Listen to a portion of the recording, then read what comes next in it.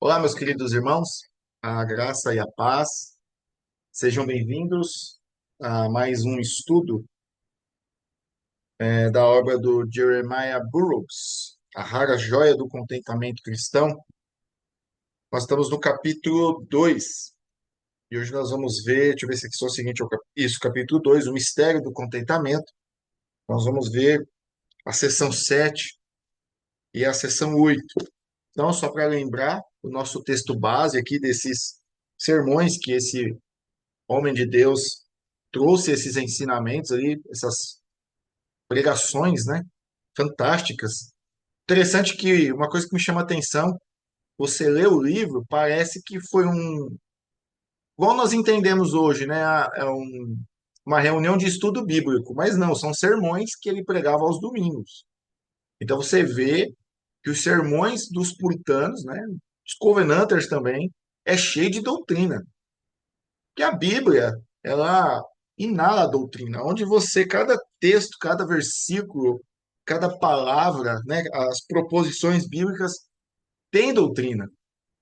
E aí me espanta eu ver hoje, né, esse anti-intelectualismo, esse anti-doutrina, né? As pessoas são anti-doutrina. Dizer que, eu não prego doutrina, eu só falo de Jesus, eu só falo de salvação, mas amigo, isso é doutrina, né? Então a pessoa, você vê, chega até. É burrice, né? Vamos dizer assim. E você vê que são sermões dentro de um assunto, dentro de um versículo, mas muito exaustivo, né? É algo muito complexo e um bálsamo, né? Para as nossas almas. Então, o nosso texto base, só para a gente ler novamente, né? Não ficar sem a leitura da Escritura, é Filipenses 4:11, que diz: Não digo isto como por necessidade, porque já aprendi, seja qual for o meu estado, a estar contente com isso. Amém? Nós vamos cantar um salmo, depois nós fazemos a nossa oração. Hoje nós vamos, deixa eu só abrir aqui, dar um trabalhinho aqui para abrir, para procurar a pasta. Eles abrem bem pequenininho aqui a janela, aí para achar que fica de. Achei, aqui achei. Vamos cantar o salmo de número 3, depois nós fazemos uma oração.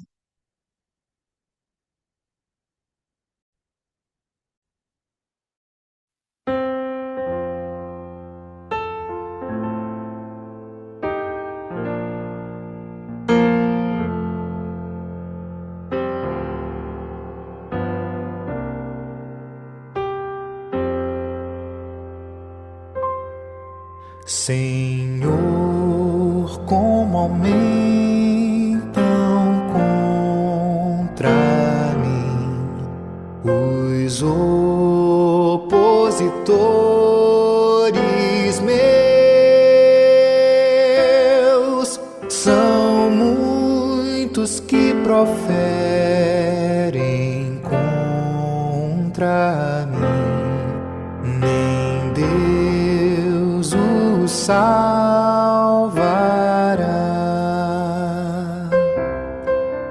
Tu és minha glória, escudo meu, exaltas o servo teu. Clamei com minha voz, responde-me do santo monte seu, e pego no sono ao deitar. Acordo, pois me sustens. Não temo a multidão ao meu redor, que contra mim está. Levanta-te, ó Deus, vem me salvar. Feriste inimigos meus, seus dentes e seus queixos quebrastes, ferindo-os de uma vez. Ao Senhor Javé, o nosso Deus, pertence a salvação,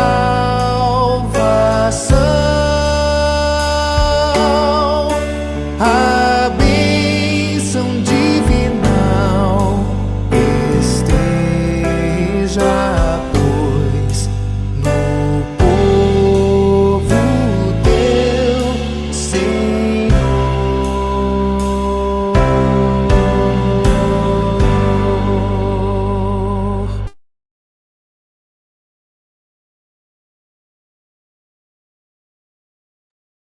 Amém, meus irmãos.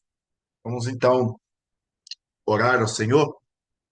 Querido Deus, nós louvamos ao teu nome, te agradecemos por mais esse dia, dia do Senhor, qual ordenou para que nós estivéssemos com todo o nosso coração diante da tua presença, onde nós encontramos somente no Senhor o descanso, o bálsamo para as nossas almas. Obrigado, Senhor, porque mesmo reunidos aqui, cada um de um estado, uma cidade, país, podemos usar aqui a tecnologia para estudarmos a tua palavra, entoarmos os cânticos ao Senhor, orar a Deus, pedir a sua bênção sobre as nossas vidas, sobre cada família aqui representada, sobre o nosso trabalho, a nossa dependência do Senhor, o nosso projeto, ó Pai, de iniciar um trabalho confessional, reformado, pactuado, com o intuito de glorificar o teu santo nome. Abençoe, ó Pai, esse projeto, abençoe essa comunidade presbiteriana, abençoe as nossas vidas, abençoe aqueles, ó Pai, que têm esse desejo de ter uma igreja bíblica, confessional, reformada, que o teu Santo Espírito, ó Pai, venha nos quebrantar, venha abrir o nosso entendimento, ó Pai. Derrama, Pai, do teu amor, a tua unção sobre cada um de nós, nos fortalece, ó. Reveste-nos com a armadura do teu Espírito Santo, porque muitas são as dificuldades, muitos são os inimigos que se levantam dentro da própria igreja, que se dizem cristãos, se dizem irmãos, perseguem, difamam, caluniam. Pedimos, ó Pai, nos proteja. Proteja aqueles, ó Pai, que têm um coração voltado ao Senhor. Proteja aqueles, ó Pai, que têm somente esse intuito de glorificar o teu santo nome, de adorar o Senhor, conforme o Senhor ordena nas Escrituras Sagradas. Abençoe, Pai, o teu povo aqui nesse momento e espalhado sobre a face da terra. Nós assim te louvamos e te agradecemos, em nome de Jesus. Amém. Meus irmãos, então, hoje nós vamos ver a seção 7 e a 8, onde a seção 7 diz que o mistério do contentamento, ele não consiste em trazer nada de fora para tornar a minha condição mais confortável, mas sim em purificar algo interno. Que interessante, né, esse subtítulo? O mistério do contentamento. Aqui a gente já vê, como eu falei no início, doutrina. Não consiste em trazer nada de fora para tornar a minha condição mais confortável. Só que nós já entendemos, né? Não adianta eu trazer nada de fora, de algo material, né? Como nós vimos até nos estudos passados. Quanto mais eu tiver, mais feliz eu vou estar. Quanto mais eu ter. E a gente viu que não é bem por aí. A gente pode ter muitos bens materiais e ter um coração podre, um coração descontente. Mas ele diz que não é buscar algo para mudar a minha condição, mas purificar algo interno. E ele diz: e quando os homens desse mundo têm contentamento e eles perdem algo, logo deve ter algo externamente para satisfazê-los. Um homem desse mundo, um homem carnal, um homem sem Deus. Eu estou contente aqui nesse momento, aí eu perdi, vamos supor, perdi meu carro, perdi o carro. E aí, aí vai vir o quê? Um descontentamento. Mas aí o que que vai satisfazê-lo depois? Ter um outro carro, algo material. Agora, um homem piedoso, ele diz o seguinte: deixe-me tirar algo de fora de mim e assim serei contente. Aí ele dá um exemplo aqui. Vamos supor que um homem esteja com febre. Isso fará que algo que ele beba tenha um gosto amargo, né? Tá com febre não é nada legal, né? Tudo que perde o paladar, né? O apetite, tudo é amargo, tudo é um gosto ruim. E ele diz: devo colocar um pouco de açúcar em minha bebida. Aí sua esposa coloca, mas para ele ainda sua bebida tem gosto amargo.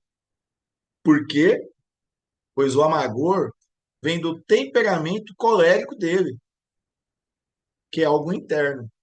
Esse amargo, né, está dentro dele, porque o seu corpo não está saudável. Então, por mais que possa fazer coisas externas, o corpo vai sentir o mesmo sabor, os seus sentidos aí vai estar no mesmo sabor, no mesmo sabor amargo. E uma vez que o médico vem e dá a ele um remédio para purificá-lo do seu amargor interno, então ele poderá beber o seu cálice normalmente. Então ele precisa de um remédio, precisa ser curado. Os puritanos aqui eu vejo, eu entendo o que, que eles estão querendo dizer com o remédio, mas eu vou mais além. Esse remédio aqui, eles sempre vão se referir a algo, esse algo de fora, que vem de fora para dentro, para curar o interior, é Cristo. Como eu falei que eu vou mais além, eu procuro dizer que Jesus ele não é só o remédio, ele é a cura. Porque trazendo essas alegorias, né? Gordon Clark ele fala que as alegorias não é muito bom nessas ilustrações, por mais que a gente entende, às vezes elas não ficam muito claras. Então, porque remédio eu tomei, depois eu vou ficar doente de novo, eu posso ficar doente de novo, né? E no sentido aqui de perdição eterna, de doença na alma. Agora, Jesus sendo a cura, eu vou estar curado, pronto para a vida eterna, né? Estou num processo ali de santidade, né? Santificação, me libertando cada vez mais das coisas desse mundo. Mas eu entendo aqui, não tem problema nenhum com esse termo aqui, desde que entendendo o que eles estão querendo dizer com remédio, né? A gente vai ver muito deles trazendo essa questão, remédio para as nossas almas. É Cristo. Então ele fala aqui que o médico traz um remédio para purificar o quê? O interior. E aí pode beber o seu cálice normalmente, sentir o gosto ali da sua bebida, né? Do seu chá, de alguma coisa que ele for beber. Então é assim é com os homens desse mundo, que dizem: ah, se apenas essa misericórdia fosse adicionada àquela, então isso seria doce. Ah, somente ele mesmo tem um diagnóstico, né? Os homens desse mundo, nós, quando éramos desse mundo, temos um diagnóstico. Ó, se for feito assim, minha vida vai deixar um pouquinho da amargura e agora vai ficar mais doce. É igual o rapaz, né? O jovem ou a jovem solteira. Ah, se eu encontrasse um varão ou uma varoa e casasse, minha vida vai ser melhor. Assim, lógico que o casamento é bênção. O casamento é bênção, né? Não estou falando que não seja. Mas o jovem, ele se ilude. Uns dias atrás eu até vi o até uma coisa de internet, o cara falando assim, ah, não vejo a hora de casar, eu vou ter relações sexuais todos os dias. Aí tem um cara embaixo assim com a cara, hã? Quê? Acha que a vida, o casamento... Tá vendo, o jovem acha que vida depois de casado é só sexo. Geralmente jovens pensam assim, que é só sexo. E não é. Ah, se eu casar logo, minha vida vai ser melhor.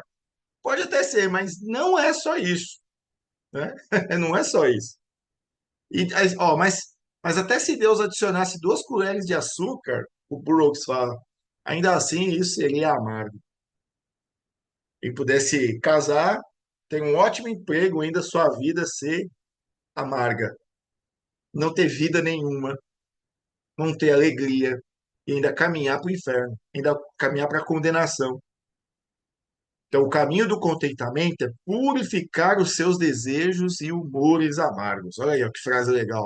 Vou até fazer um post para o Instagram. O caminho do contentamento é purificar os seus desejos, humores amargos.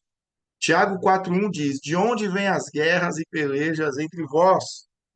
Porventura não vem disto, a saber dos vossos deleites, que nos vossos membros guerreiam, os membros, a carne, guerreando entre si? Não apontamos muito para as coisas externas, mas daquelas internas. Eu digo algumas vezes, né, que nem todas as tempestades que ocorrem no estrangeiro podem provocar um terremoto, mas os vapores que se acumulam dentro dela. Logo, então, essa lascívia, que é algo interno no coração do homem, se ela fosse expulsa de ti, serias contente em sua condição, independente se você tem um poder aquisitivo ou não. A lascívia, que é pecado, faz a pessoa perder a vergonha, faz a pessoa perder a vergonha. A lascívia, geralmente, ela está relacionada. Eu acho que a gente for falar isso no mundo moderno, vão chamar a gente de legalista, de religioso, mas está no simples fato de uma moça ir, por exemplo, para a praia com um biquíni curtinho. Isso é lascívia, ela está expondo o seu corpo ali, né? Para levantar o desejo carnal em outros homens. A moça está quase nua. Os rapazes também. Quando vai expor o seu corpo, você está expondo, você perde a vergonha. Porque tanto um homem quanto uma mulher modesta, ela pode até ir à praia, mas com roupas decentes, não expondo o seu corpo. Eu vi até uma moça hoje, ela falando que antes de ser cristã, ela expunha o corpo. Hoje ela defende a modéstia cristã. Ela mostrou lá. Mas como eu vou para a praia hoje? Uma roupa super modesta, sem expor o seu corpo, né, suas partes íntimas. Porque o seu corpo é do seu marido. E o corpo do seu marido é de sua esposa. Então a lascívia, ela tá ligada muito a isso, né? E coisas a mais também que eu não vou falar aqui, mas coisas bem vergonhosas, né? Bem um extremo, mas a lascívia é isso. E diz aqui que a lascívia, ela é interna em nós. Coração aqui é mente, está nos nossos pensamentos, um pensamento pecaminoso. Então isso tem que ser expulso de nós. E aí nós seremos contentes em nossa condição. Então esses são os misteriosos caminhos da piedade, que os homens desse mundo jamais pensam ao respeito, né? E ele faz uma pergunta aqui para nós. Quando pensastes sobre isso? Essas guerras dentro de nós, a lascívia. Porque nós, mesmo sendo cristãos, estamos numa luta, né, contra a nossa carne e tem que vigiar a todo momento. Nós estamos numa guerra, uma guerra contra nós mesmos e guerra contra as hostes do inferno, né, os poderes espirituais, né? O apóstolo Paulo vai falar isso, né, contra essas potestades, é contra demônios. E contra nós mesmos, né? A nossa carne, ela quer as coisas desse mundo. Ela quer o pecado. Ela quer desagradar a Deus, quer um caminho mais fácil. E o Espírito, ele quer o caminho da santidade, o caminho da modéstia, o caminho da paz, o caminho do amor. Que devemos purificar as doenças dos nossos corações. Ele diz, foram nomeados 7 assuntos. E ainda virão muito mais. E que sem o entendimento e prática destas coisas, nunca saberás o que é chegar ao contentamento na tua vida. Tu serás, olha aqui, um amador na profissão do cristianismo. Aí, ó. Não, é muito forte isso, irmãos. Sem o entendimento desse contentamento, Jeremiah Burroughs, ele falou o seguinte: sem o entendimento, sem a prática, você nunca vai chegar ao contentamento, você vai ser apenas um amador cristão. Um cristão amador. Olha que frase forte. Mas ele diz: mas a percepção correta destas coisas vai ajudar-te a ser instruído nelas, como um mistério. E o mistério do contentamento será demonstrado ainda mais. Um coração gracioso tem contentamento de uma maneira misteriosa, de forma que o mundo não conhece. Aqui é o que Jesus fala, né? A minha paz te dou, não como o mundo dá, que a paz que o mundo dá é passageira. É nas drogas, na bebida, no sexo, nos prazeres, nas festas. Passageiro. Depois, no outro dia, você está pior do que o estado que você estava. Agora, a paz de Cristo, não, ela é eterna, ela é permanente. Então, então, aqui cabe a nós entendermos esse mistério do contentamento. Ele fala o seguinte, já na seção 8, ele fala que o crente vive sobre o orvalho das bênçãos de Deus. O que é o orvalho, né? O orvalho é aquele sereno, né? Aquelas gotinhas, olha, bem minúsculas, né? Que refrigera ali o campo, né? Na madrugada, né? Quando está 4, 5 horas da manhã, é o dia mais frio, né? A parte mais fria. Aí você vai, quem mora no campo, vai lá e vê o mato assim todo molhadinho, né? Você vê lá onde Gideão fez uma prova com o Senhor. Então, orvalho são pequenas gotas ali de água que refrigera ali e que naturalmente falando, isso aí é necessário para a própria natureza, né? Esse orvalho. O próprio Deus criou esses mecanismos, né, de se manter ali a natureza ser viva, né? Ela precisa disso. Cai ali aquela temperatura à noite para ter esse orvalho, né? Ele dá um refrigério, em lugares até congela. E isso é usado hoje sobre o orvalho das bênçãos de Deus, o derramar da presença do Senhor. Vem em gotinhas, vamos dizer assim, pequenas, mas que faz muita diferença. Muita diferença. Eu pergunto, você já sentiu essa gotinha do orvalho da presença do Senhor na sua vida? Aí você vai falar assim? Aí eu pergunto, não foi maravilhoso? Vai falar assim? Dá vontade de querer mais, né? Senhor, derrama uma cachoeira logo. Tem situações, irmãos, na nossa vida, a gente está tão aflito, a gente recebe essa gotinha da bênção de Deus, traz uma paz, uma calmaria que a gente, Senhor, derrama logo uma cachoeira. Eu quero a tua presença, que é o que eu trago em outros estudos lá sobre a doutrina da subsequência, né? O batismo lá do Espírito Santo com fogo, que muitos puritanos defendiam. É esse senso da presença de Deus que nós precisamos tanto nas nossas vidas, irmão. Sem isso, a gente não caminha. Sem isso, a gente não é nada. E o Senhor faz isso por pura graça.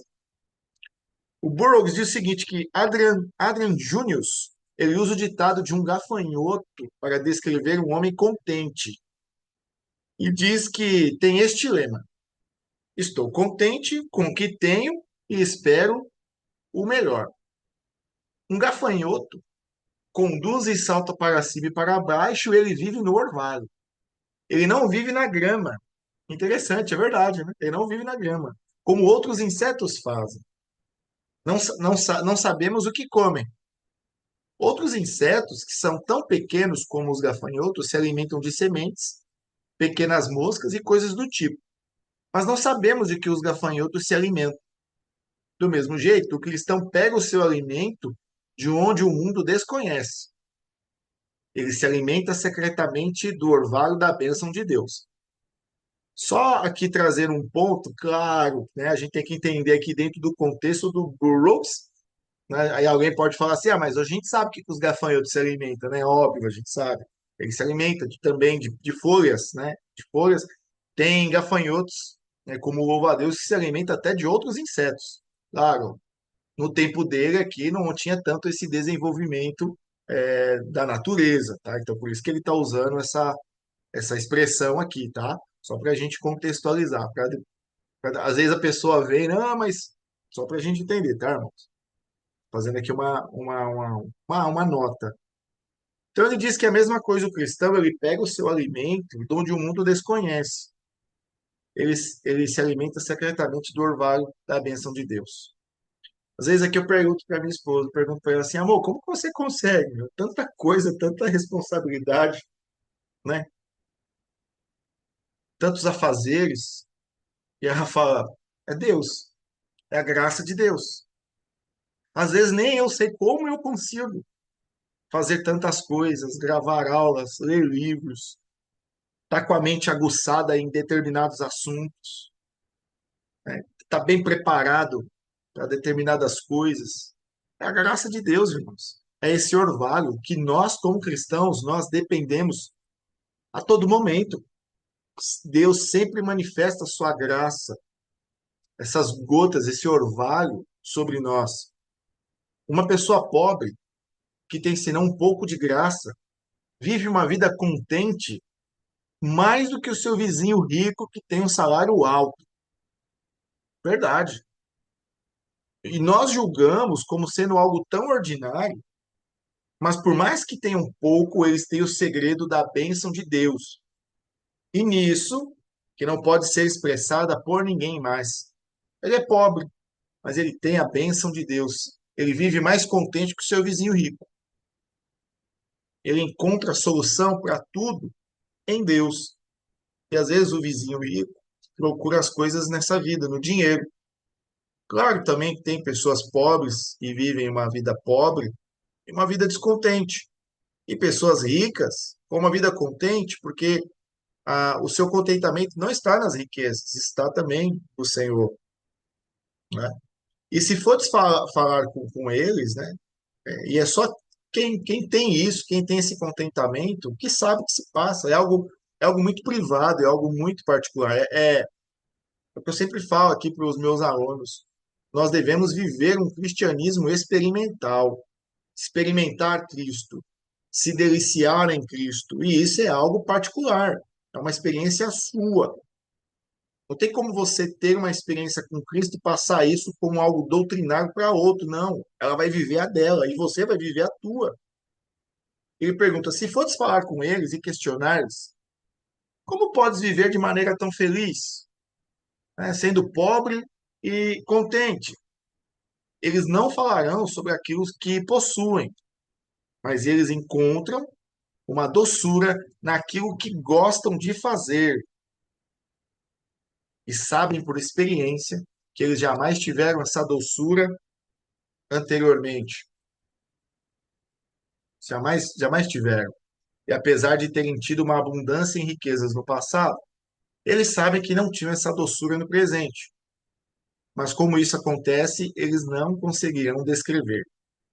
Como eu falei, é algo particular. Há coisas que acontecem nas nossas vidas que nós não sabemos, não temos como explicar. Eu falei, algo experimental. É algo que você experimenta, você vive. E às vezes, melhor, na maioria das vezes, não tem como você descrever. O Burroughs diz que vai, logo em seguida, mencionar algumas considerações sobre o que o homem piedoso tem o seu prazer para fazer a sua condição ficar mais doce. Ele vai dar 5 considerações às quais um homem piedoso encontra contentamento no que tem, embora isso seja tão pouco. A primeira é, naquilo que tem, ele possui o amor de Deus para com ele. Se um rei enviasse um pedaço de carne da sua própria mesa, seria muito mais agradável para um cortesão do que se tivesse 20 pratos de comida como salário. Se o rei enviasse até uma coisinha e dissesse: vá e leves isso a esse homem como sinal do meu amor, um pedaço de carne do rei. Como isso seria agradável para ele? Ele fala: nossa, o rei, ele está me dando um pedaço de carne ali da sua mesa. Ele vai ter aquele prazer naquele pedaço de carne porque era do rei. Quando os vossos maridos estão no mar e vos enviam algo como um sinal do seu amor, vale mais de 40 vezes do que aquilo que já tendes em vossas casas. Tudo de bom o que o povo de Deus desfruta, fazem isso no amor de Deus, como sinal do amor de Deus, e vindo do amor eterno de Deus para com eles, e isso é doce para eles. Ou seja, quando Deus ele concede algo dele para nós, como sinal do seu amor, isso vem como algo que alegra o nosso viver. Às vezes, coisas que nós nem estamos esperando. Eu não estou falando aqui de coisas materiais, não, irmão. Estou falando de coisa espiritual. Ter um senso da presença de Deus na sua vida, como que se você sentisse o Senhor te carregando no colo, devido às aflições que você tem passado, o Senhor te pegando no colo. Igual quando uma criança ela se sente protegida no colo do pai.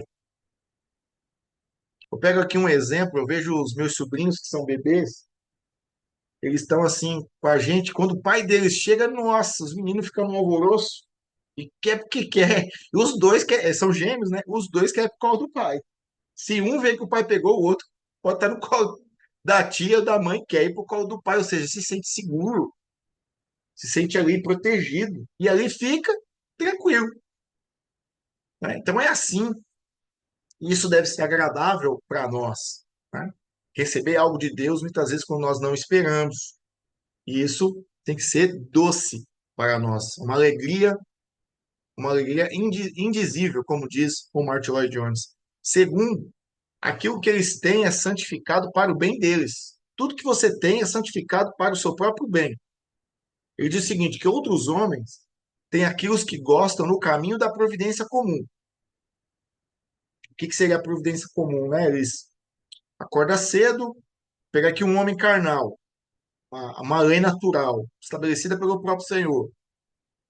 Um homem ele acorda cedo, ele trabalha, né, faz seu trabalho direitinho, recebe seu salário, não gasta em coisas fúteis, compra o necessário para o alimento da sua família, ajunta o seu dinheiro. Ele vai fazendo isso aí ao longo dos anos. Futuramente ele vai ter um dinheiro guardado, ele vai poder comprar um carro, poder comprar uma moto. São coisas da providência, né? Um ímpio, ele pode prosperar. Ele trabalha certinho, é a lei natural. Isso é uma lei natural. Só que agora os santos possuem isso de uma maneira especial. Outros têm aquilo que têm e nada mais. Carne, bebida, casas, roupas, dinheiro e só isso. Eu conheço um pastor, amigo meu, ele diz o seguinte, pastor Kanashiro, japonês, baixinho, pequenininho. Ele diz o seguinte, tem gente que é tão rica, mas tão rica, que a única coisa que elas têm é só o dinheiro. Não tem mais nada, não tem amigos, não tem família, não tem alegria, não tem nada, ela só tem dinheiro. E a gente pensa, né, que o dinheiro vai ser algo que vai trazer algum tipo de felicidade, ela pode ser a pessoa mais infeliz do mundo. Então, ele fala, outras pessoas têm isso e nada mais. Carne, comida, roupa, casa, dinheiro e só isso. Agora, um coração gracioso encontra contentamento nisso. Eu tenho tudo isso aí: carne, bebida, casas, roupas, dinheiro. E santifico o uso disso. Olha que interessante. Eu encontro Deus naquilo que tenho para que o meu coração possa estar mais perto dele e para que eu possa santificar o meu coração para ele. Eu tenho carne, tenho comida, eu tenho carne aqui na minha geladeira, graças a Deus. Eu tenho bebida, eu tenho uma casa, eu tenho roupa, eu tenho dinheiro, não é muito, mas eu tenho. E o que eu tenho que fazer? Eu tenho que ter prazer nisso aqui, mas santificar o uso disso. Isso aqui não é para me gastar de qualquer jeito. Isso é algo santo. Se a minha casa é uma casa onde o Espírito Santo habita, então as coisas nela, aqui o meu carro, minha carne, comida, minha despensa, eu uso isso para a glória de Deus, eu santifico isso, eu encontro Deus nisso, nessas coisas, para a alegria do meu coração, sabendo que com isso eu posso estar mais perto do Senhor e santificar o meu coração para Ele. E se eu encontrar meu coração mais perto do Senhor, por meio daquilo que eu gosto, isso será muito mais valoroso do que se eu tivesse o mesmo sem a santificação do meu coração pela mesma coisa. Existe um orvalho secreto nisto, ele diz. O que que é? O orvalho do amor de Deus, o orvalho da santificação, ou seja, até a sua dispensa, as coisas materiais que você tem, elas são santas. São santas. É seu, para uso seu, e onde você encontra isso, satisfação no Senhor nestas coisas. Que elas foram dadas pelo Senhor, né, para o seu uso e para a sua satisfação, não nelas, mas em Cristo. Terceiro, um coração gracioso tem as suas posses sem custo algum. Olha, é verdade isso. Ele não será chamado para pagar por aquilo. A diferença entre aquilo que o homem piedoso tem e a posse do homem ímpio é essa. É que o homem piedoso é como uma criança em uma hospedaria. O hospedeiro tem aquela criança em sua casa e provê a sua comida, a sua acomodação e tudo aquilo que é necessário para ela. Não é isso que Jesus disse, né? Que nós temos que ser como crianças. A criança, né? Por mais que às vezes tem criança que é um pouquinho arteira, a criança ela confia ali no pai, ela não se preocupa com o dia de amanhã.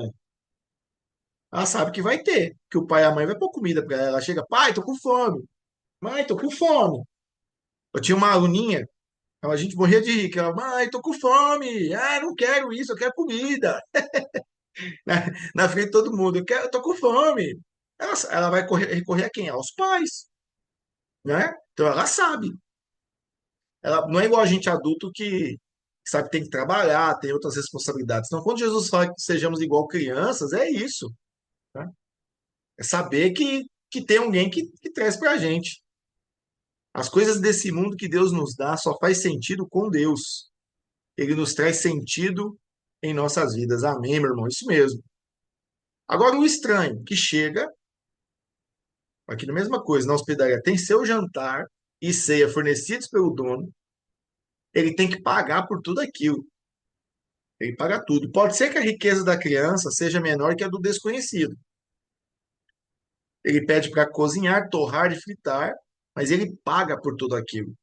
O dinheiro deve vir de algum lugar, ele paga. Ele está dizendo aqui que a criança recebe isso de graça. É a criança aqui, somos nós, os cristãos aqui, recebem de Deus.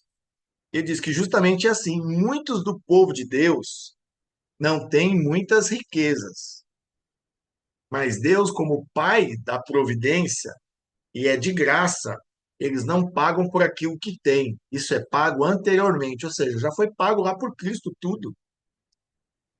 Meus irmãos, eu sou eu sou crente nisso, que o sacrifício de Cristo, né, eu creio nas múltiplas intenções da expiação de Cristo. E alguns alunos meus que estudam ao presbiterianismo reformado, nas primeiras aulas lá sobre a questão dos dons espirituais, do providencialismo, nós vimos a definição de salvação por muitos puritanos. Para eles, salvação não é só salvação da vida eterna, não. Inclui o homem completo, integralmente, até nessa vida. Dito isso, eu creio nas múltiplas intenções, eu acredito que a intenção, né, a expiação de Cristo, além dela prover uma salvação eficaz, ela provê todas as coisas. Não estou querendo dizer que você não vai ter mais doença, que você vai ser rico como algumas pessoas da cura, né, do movimento de cura defendem, né? Que você não pode mais ficar doente, você não pode. Não, não é isso. Mas eu acredito que nós temos tudo isso de graça através da salvação de Cristo, são consequências. A cura é uma consequência, a cura da alma é a principal, a cura de enfermidades, o cuidado do Senhor, portas de emprego, não é? É bênçãos financeiras, você conseguir comprar um carro, pagar a faculdade dos teus filhos, ao meu ver, está tudo incluso, é uma salvação integral. Está tudo, tudo incluso. Sua família, seu casamento, tudo. Eu creio assim, como os puritanos. hoje parece que não é tão levado a sério, né? Se você fala isso, as pessoas, sem conhecimento algum, elas distorcem, né, o que você fala. Agora, o ímpio, em toda a sua pompa, orgulho e luxo, ele tem aquilo que ele deseja, mas só que o pagamento vem de algum lugar. Eles devem pagar por tudo aquilo. O pagamento não vem de Cristo, vem deles. Eles mesmos. E não é melhor ter pouco de graça do que ter de pagar por tudo? Então, a graça demonstra a um homem de que aquilo que ele tem, ele possui sem custo algum de Deus, como de um pai. Por isso é tão agradável a sua posse. 4. Um homem piedoso, ele pode estar muito contente por mais que tenha pouco, pois aquilo que ele tem, ele possui por direito de Jesus Cristo, pelo pagamento de Jesus. Então ele tem direito daquilo, que é um diferente tipo de direito, do qual o homem ímpio tem aquilo que possui, né? Cristo, ele, com a sua morte ali na cruz, ele nos adotou como irmãos, como filhos de Deus.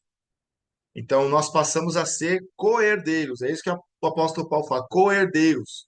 Agora nós temos direito à sua herança, que era só de Cristo, agora nós temos direito, né? Só que esse direito aqui não é porque a gente é bonzinho, não. Muito pelo contrário. Nós temos direito por causa do que Cristo fez lá na cruz. Ele nos livrou da culpa. Para você ver, né? O amor de Deus, nós éramos culpados, rebeldes. Ele vem, manda seu filho, morre por nós, ainda divide sua herança com a gente, mas ainda nós continuamos culpados. A Bíblia diz que ele não tem o culpado por inocente. Cristo nos livra da condenação, mas ainda somos culpados, né? A sentença que era para nós foi em Cristo. A morte, a culpa, né? Mas ainda nós ainda somos culpados, né? A culpa não. A sentença, a culpa é nossa. A culpa de Cristo ter morrido vem em nós, mas ele nos libertou. Agora nós estamos debaixo dele, recebemos dele, somos coerdeiros. Não tínhamos direito, agora temos, que é diferente daquilo que o homem ímpio tem. Os homens ímpios têm algumas coisas externas. Eu não digo que usurparam daquilo que têm. Eles até têm o direito daquilo que eles possuem, né? Eles até têm o direito daquilo. E isso perante Deus. Mas como assim, o Burroughs pergunta? Esse é um direito de mera doação. Isso é, Deus, pela sua generosidade, dá aquilo a eles. Eles até recebem coisas nessa vida, né? É que, até adiantar aqui a livre oferta do Evangelho, eles recebem. O irmão Felipe estava conversando com o irmão Felipe esses dias, né? A graça comum que muitas pessoas rejeitam hoje. Entende? A graça comum totalmente diferente daquilo que os reformadores, daquilo que o Evangelho ensina. Eles recebem. Vão ser condenados? Não, mas recebem algumas coisas. Agora, os santos, eles têm agora um direito de aquisição. É deles. Foi comprado e pertence a eles. Eles o possuem de uma maneira santa e podem clamar de forma santificada por aquilo que precisam. E nós não podemos expressar a diferença entre o direito de um homem santo e o direito de um homem ímpio mais do que as seguintes parábolas. Mais do que as seguintes parábolas. Por exemplo, um criminoso é condenado à morte, mas mesmo assim, por misericórdia, ele tem a sua ceia providenciada à noite. Já viu isso? Na Corredor da Morte, lá nos Estados Unidos, a pessoa tem um pedido de, tipo, o último jantar, ele pede o que quer. Pede o que quer e tem o direito. Isso é misericórdia. É oferecer algo para ele, aquilo que na verdade, ele merecia outra coisa, né? Mas ele não recebe, né? Graça é receber aquilo que você não merece. Misericórdia é não receber o que você merece. Então ele tem a sua ceia. Por mais que ele tenha perdido o direito de todas as coisas, por todo pedacinho de pão, mesmo assim, ele é dado o seu alimento. Ele não furta. E diz aqui que isso é a verdade, por mais que ele tenha perdido todo o seu direito pela sua culpa, mesmo que ele tenha sido condenado posteriormente, e não tenha nenhum tipo de direito a nada. Então, assim é com os ímpios.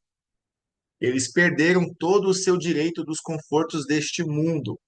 Eles são condenados por Deus como criminosos e caminham para a sua execução. Mas se Deus, em sua generosidade, lhes der algo para preservar eles aqui neste mundo, e Deus faz isso, eles não podem ser chamados de ladrões ou roubadores por causa disso. Então, assim como um homem é dado o seu alimento à noite antes da execução, não será a refeição que terá em sua casa quando ele comia o seu próprio pão e tinha sua esposa e seus filhos com ele. Ah, aquele prato temperado seria tão melhor do que qualquer coisa agradável que receber em sua ceia na prisão.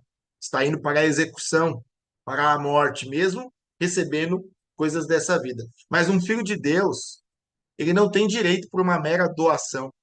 Aquilo que tem é dele. Olha que interessante, é meu e seu. Se nós somos cristãos, o que nós recebemos agora é nosso por meio de um pagamento que foi realizado por Cristo. Por isso que nós devemos nos achegar a Cristo com fé, meus irmãos. Todo pedaço de pão que comeres, se tu és alguém piedoso, Jesus Cristo pagou para ti. Nossa, que fantástico isso. Isso tem que gerar tremor e temor nos nossos corações. O que nós recebemos, irmãos, nós, homens e mulheres piedosas, recebemos porque Jesus pagou para nós. Se vais para o mercado e compras carne e bebida com o seu dinheiro, saiba, porém, que antes de pagar pelas tuas compras, Cristo, com o seu sangue, as pagou das mãos de Deus. Certamente, essas compras são muito mais doces e agradáveis agora, apesar de serem poucas. Foi que eu estava conversando com a minha esposa esses dias, quando a gente vai no mercado, a gente compra as coisas, né?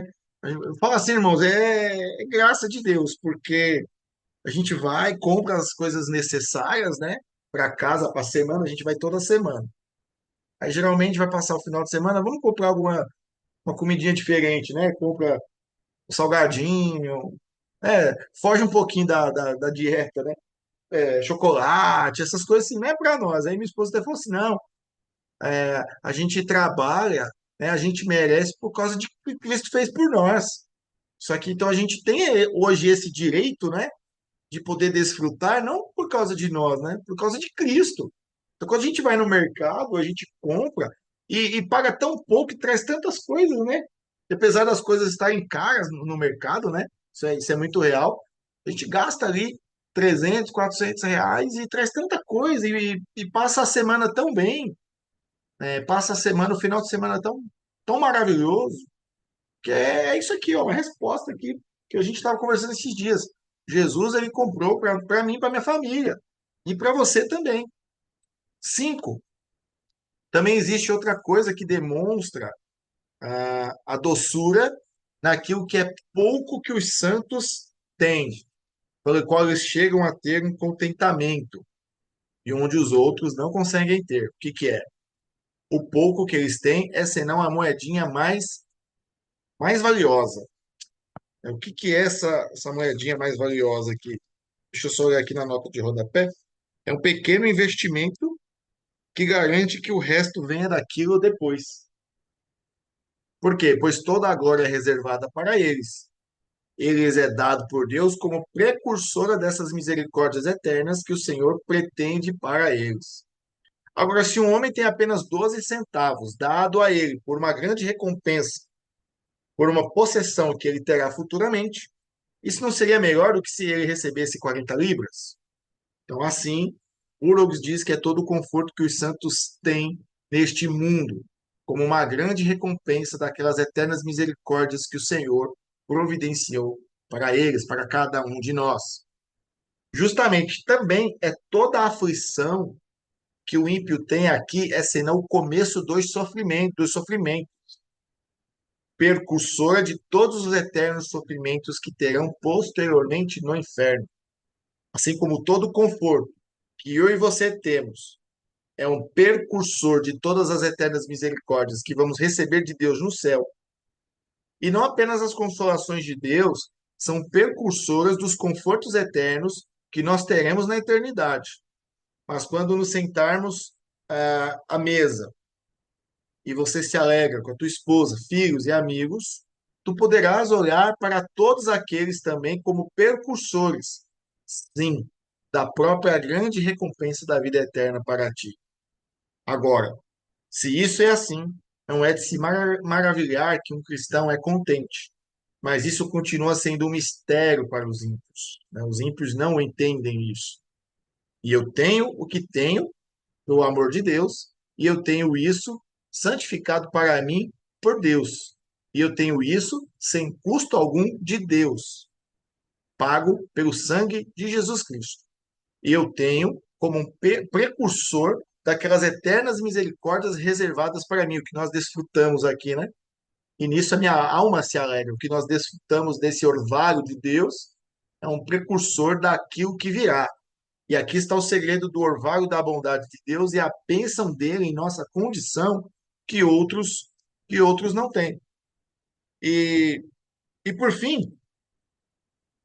com tudo isso, meus irmãos, nós podemos compreender o significado daquela passagem em Provérbios 16:8 que diz: melhor é o pouco com justiça do que a abundância de bens com injustiça. Um homem que tem senão pouco, porém tem com justiça, é melhor que aquela riqueza com nenhum direito. Sim, melhor do que aquele grande lucro do ímpio.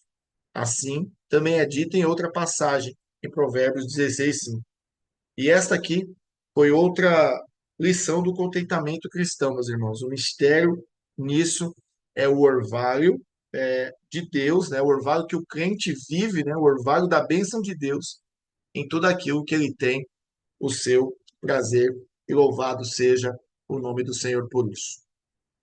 Amém, meus irmãos? Então, nós encerramos aqui mais esse pequeno estudo. Os irmãos têm alguma dúvida? Querem me falar algo?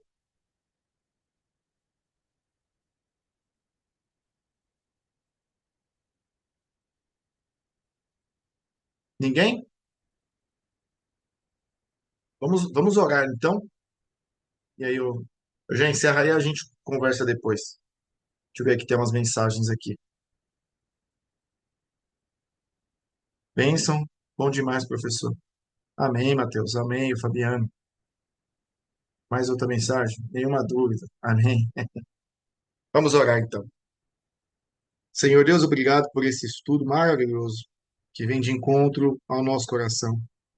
Como é bom, Pai, estudar esses manuscritos feitos pelos teus servos no passado, ao qual o Senhor usou para deixar essas obras tão valiosas para nós aqui de exposição do Evangelho de Cristo, que por mais que sejam antigas, elas são muito atuais, porque elas vêm da eternidade. Essas verdades vêm da eternidade e elas mexem com a nossa alma, traz paz à nossa alma, traz certeza da nossa salvação, certeza do amor de Deus por nós. Muito obrigado ao Pai e abençoe cada um de nós, as nossas famílias. Nos conceda uma boa noite de sono e descanso nesse dia, que nós possamos ter um início de semana maravilhoso debaixo da tua graça. Recebe o nosso louvor e nossa gratidão. Nós assim te louvamos e te agradecemos em nome de Jesus. Amém. Amém, meus irmãos? Deus abençoe e até a nossa próxima aula.